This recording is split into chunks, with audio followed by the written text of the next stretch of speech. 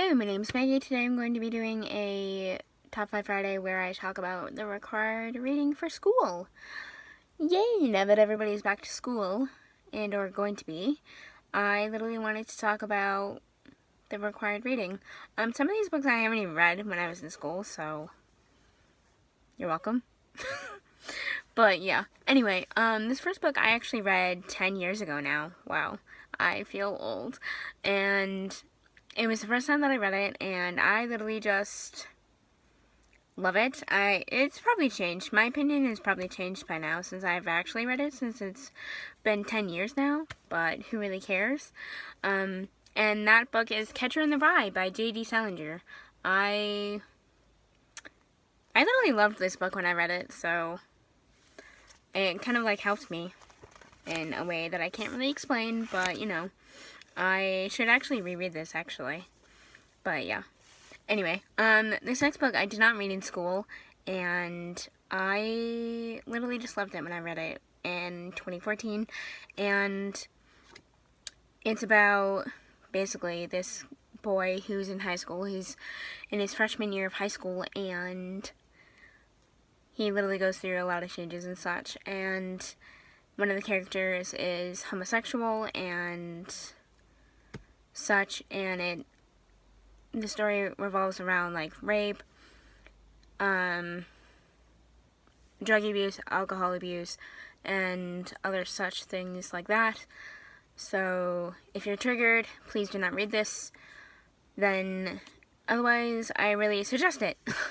And it's The Perks of Being a Wallflower by Chbosky, and I literally just loved this book when I actually read it, and I really need to reread this book again.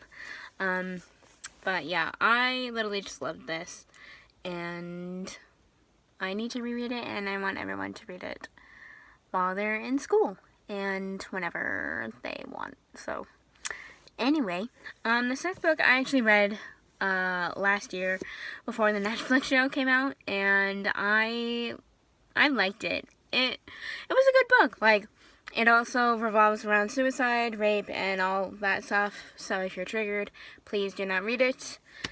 If you're not, I literally suggest the 13 Reasons Why by Jay Asher. I really liked this, and based off of the show too, I also loved the show.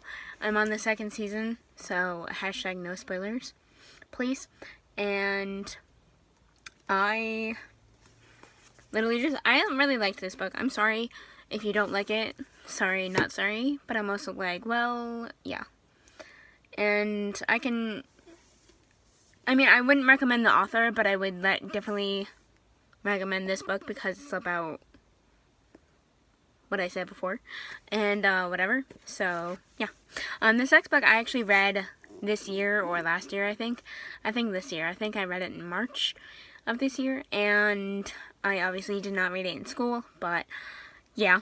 And it's Wonder by R.J. Palacio, and I literally just love Augie. I literally love him, and I want you to read this book because of him.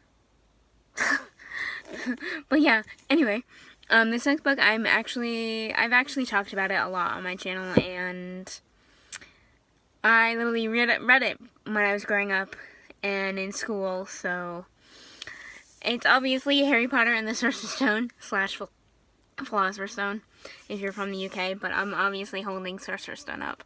But yeah, I literally love Harry Potter, and I recommend it to literally everybody, whether or not you've actually read it. So yeah, anyway, this next book I actually also read in 2014, and it's set in World War II Germany, Nazi Germany, and I think when I first read it, I liked it, but not like loved it, because it was like historical fiction. But I think with this book, it literally got me into historical fiction, even though I don't have historical fiction on my shelves. Maybe, I don't know. But other than this book, I literally just love it.